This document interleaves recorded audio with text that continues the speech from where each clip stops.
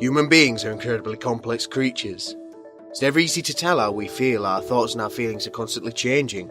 People are constantly trying to define the norm, how we should act or how we should feel. But what is normal? In reality, it's far different from what we actually think. 1 in 4 people suffer from mental health problems every year, and the rate of which mental health is affecting the youth of our society is seemingly increased in the 21st century. But is mental illness something that has suddenly climaxed? Or perhaps has it always been there as part of the human race?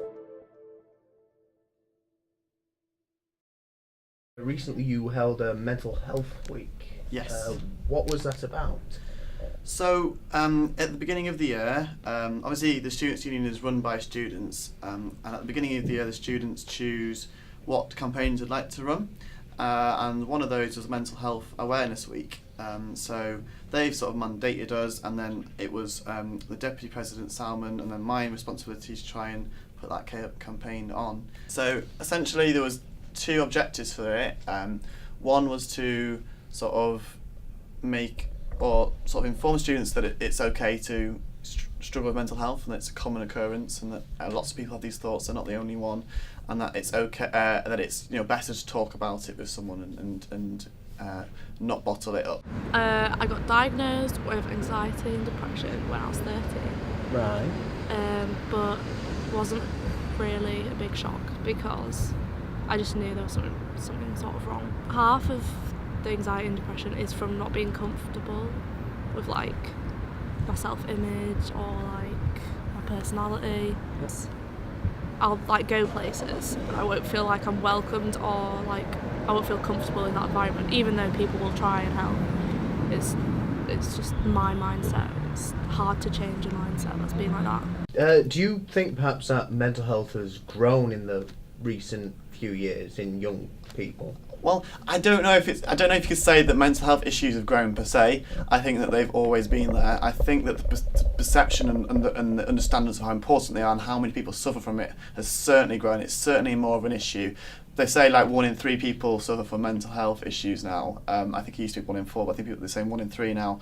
And it's definitely one of the biggest issues out there at the moment in education.